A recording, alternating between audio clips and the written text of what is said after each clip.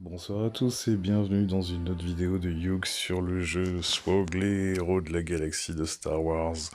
Donc ce soir on va débloquer l'exécuteur en 5 étoiles. On a fait le déblocage du vaisseau amiral le mois dernier, donc là vous avez une idée des prérequis avec bien sûr les deux R8 sur Piet et Boba.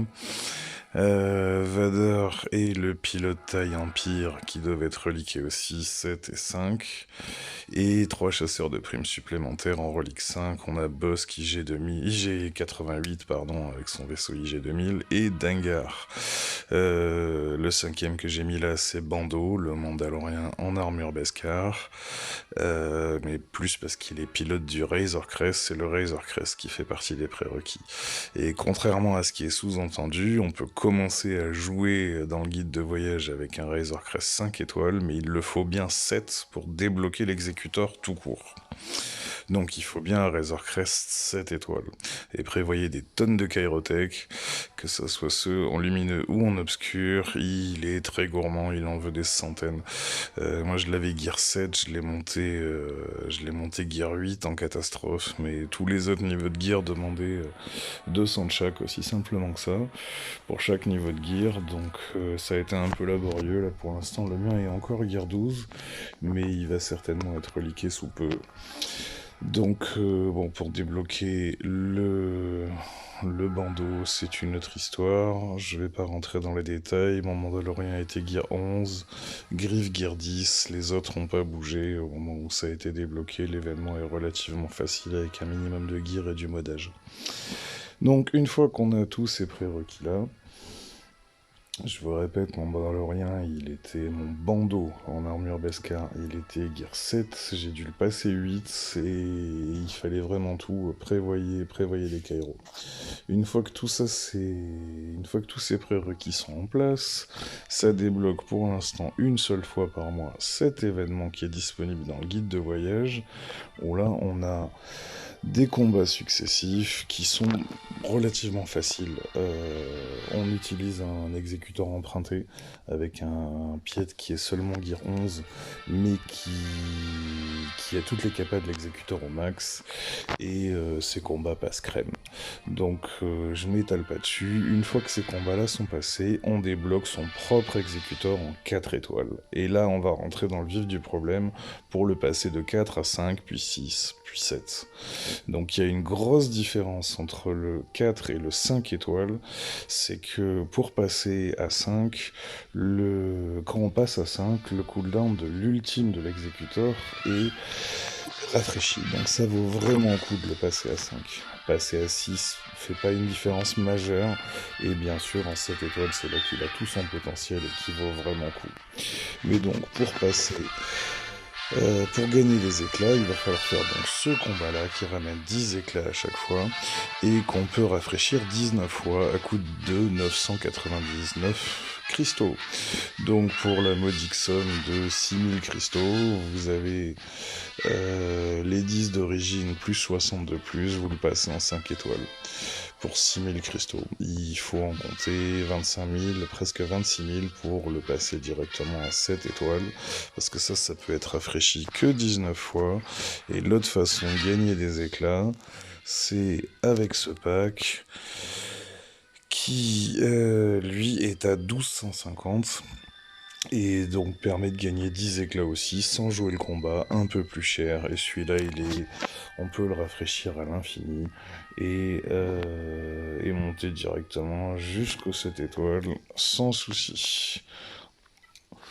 Donc moi j'ai pas eu envie de faire chauffer la carte bleue, j'ai passé un mois à 4 étoiles, là on va faire le passage à 5. Donc ce bonus tir il se joue, moi j'utilise le Moloss, le Razor Crest et IG-2000 en première ligne avec Vador en renfort et Boba. À savoir qu'il y a deux choses importantes à savoir, c'est le verrouillage et la brèche. Il faut mettre 6 fois la brèche pour déclencher un espèce de mini contrat lié au Razor Crest. Tant qu'il est vivant, ça va rajouter des dégâts et donner des bonus. Et il va falloir mettre autant de fois la brèche que possible pour rafraîchir le cooldown de l'ultime de l'exécutor. Alors cet ultime, en 4 étoiles, il démarre à 23. Une fois qu'on sera à 5 étoiles, il va démarrer à 20, donc ça donne un avantage certain. Et il désintègre le vaisseau admiral adverse, qui est donc tout ce combat va être une course à l'ultime. En tout cas, je dis ce combat, mais les combats miroirs avec l'exécutor par la suite. Donc, à chaque fois qu'on inflige la brèche, ça réduit de 1. Et l'autre immense avantage de l'exécutor,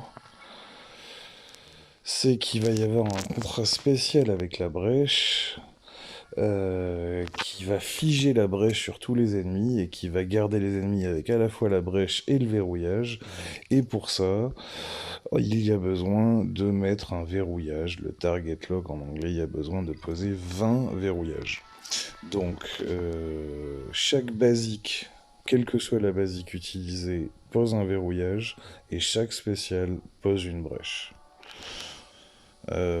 Pour info, le fait de monter à 4 étoiles, ça coûte 790 prestiges. On est presque à 800 prestiges entre l'habileté de Piette au maximum et les autres habiletés au niveau 5. Donc pour les montées niveau 6 à 800, il faudrait rajouter donc 4 x 60, 240. 4 x 80 pour les habiletés niveau 7, ça ferait 320 de plus. Et 4 fois 150 en plus, ça ferait 600 de plus pour les monter directement au max. Donc pour l'instant, moi je m'en suis tiré à 800 et il va y avoir 240 de prêt pour les prochaines habiletés. Donc vous avez vu l'état des pilotes, il n'y a plus qu'à lancer, on est parti pour des verrouillages. Donc en face de nous, on a un détestable Yen qui est très rapide, qui va commencer avant nous. Notre but, ça va être de descendre IG2000 en priorité pour qu'il arrête de soigner ses petits camarades. Ce combat n'est pas si évident, il va se faciliter en 5 étoiles. Donc là, le Yen a joué avant, il n'a pas fait sa basique, il nous a collé du buzz. Nous, on met une brèche avec la spéciale du fait que Bossk joue. Ensuite, il y a eu de la brèche. Quand il y a la brèche, IG2000 tape 2 fois. Et là, on va refaire une basique, encore un verrouillage. La basique du Razor Crest sur un ennemi qui a la brèche. Mais un focus dessus, ce qui va nous permettre de focus. Même si un autre Toonrai, celui-là, on pourra le viser. Donc, j'envoie l'aspect 1 avec toujours plus de verrouillage. Du target lock. Ils vont bien se défouler. Donc là, il n'y a plus de verrouillage, mais il y a encore la brèche. Donc le double tap, donc on renvoie. Là, je vais remettre une brèche en appelant IG qui va refaire son double tap. IG est presque mort. J'appelle Vador qui va nous mettre des debuffs partout et aider à poser des déverrouillages supplémentaires. Est-ce que ça va suffire? Oui, ça suffit. Donc on continue. La prochaine habileté, ça va être pour le soin de... la prochaine habileté d'exécuteur, ça sera le soin, donc ça se P2. Donc là, on peut... Non, rien, donc verrouillage supplémentaire. Là, on n'a pas la brèche, on va la poser. Sunfuck va continuer à railler de toute façon. Pour l'instant, il n'y a que lui qui a encore du verrouillage. On va soigner... Voilà, ça n'enlève que... ça ne rajoute que 30% de protection, mais ça enlève tous les buffs. Tous les debuffs, pardon.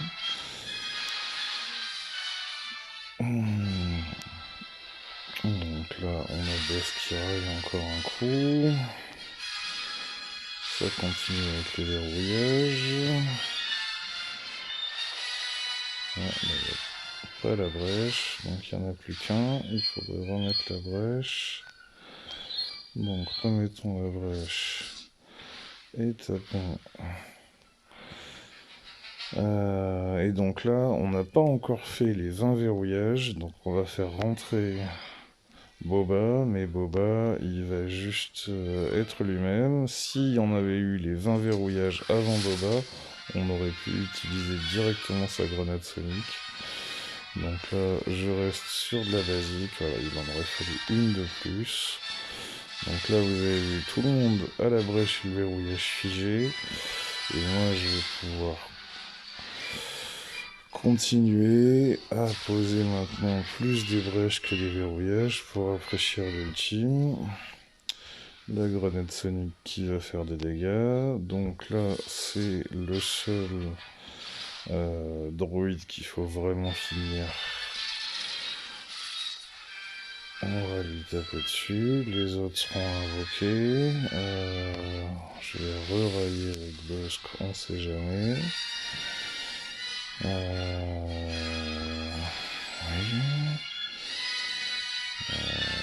De la brèche, toujours de la brèche, rafraîchissons l'ultime.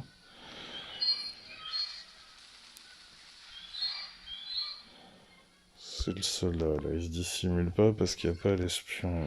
Mais bon, on va lui coller un petit focus avec la basique. Voilà l'espion. Il nous a mis que sur... Il nous a mis le focus que sur Bossk. C'est très bien.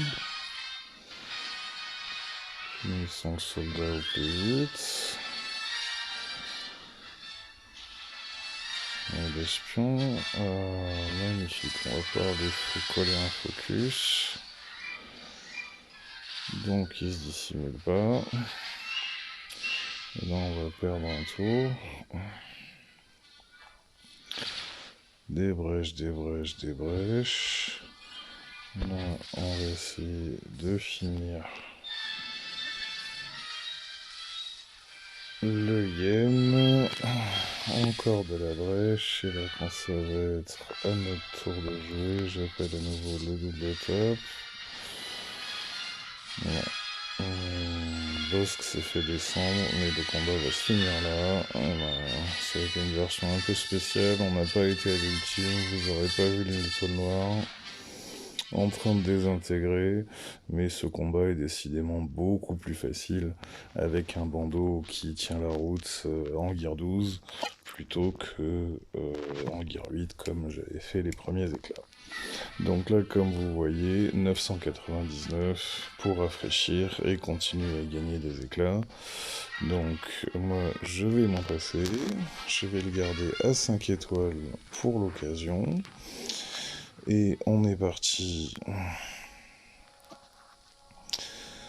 dans les vaisseaux. Vous avez vu comment le combat se passe.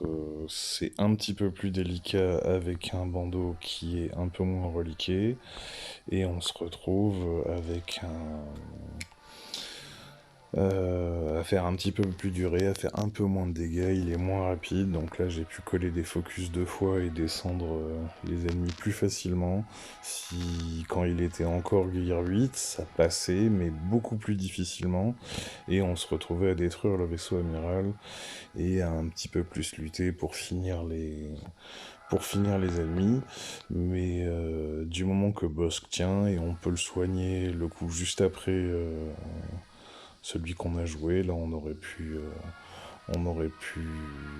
détruire le vaisseau amiral adverse et ensuite refaire l'aspect 2 qui soigne, qui rajoute du bonus protection. Donc là pour le plaisir, on va monter ces 500 crédits, ces 500 000 pour le passer en 5 étoiles. Enfin je vais rafraîchir ce cooldown. Oui, j'ai mentionné tout à l'heure les éléments prestige qu'il fallait prévoir. Il faut prévoir aussi des crédits. Et la quantité est astronomique pour monter à 7 étoiles. J'ai plus le chiffre en tête. Mais là, je m'en étais tiré avec quelques millions entre le fait de monter tous les niveaux et de débloquer les habiletés. Les premiers niveaux sont pas si gourmands. Donc là, on a enfin Un -3 sur le cooldown, je vais pouvoir aller taper plus facilement des 6 et espérons même des 7 étoiles, même s'il y aura peu de chance. Les 5 et les 6 seront quand même beaucoup plus faciles et j'aurai quand même une chance face aux 7. On va être moins rapide d'après la légende, les exécuteurs moins rapides ont plus de chances en miroir. En tout cas, contre l'intelligence artificielle, c'est l'exécuteur le moins rapide, c'est l'exécuteur le plus lent qui a l'avantage, parce qu'il peut choisir ses renforts en fonction de ce que l'ennemi sort. Et bon, ça c'est surtout valable pour les miroirs en 7 étoiles. On va voir si le 5 me donne des chances. Donc voilà, vous avez vu ce qui se passait pour les 10 éclats, pour le combat, la technique pour le finir relativement safe. Et si vous avez dépensé vos 19 cristaux, vos 19 refresh à 999 cristaux, ou que vous avez envie d'aller directement à 7 étoiles, libre à vous de donner plein d'argent à Capital Games et d'acheter des tonnes de cristaux pour qu'ils continuent à nous faire un jeu qui nous fasse vibrer. Bah, il n'y a plus qu'à voir ce petite bestiole en arène, ce qu'elle va donner, et bien content de l'avoir débloqué en votre compagnie pour valider ces 5 étoiles. Je vous souhaite une très bonne journée et à bientôt pour une autre vidéo.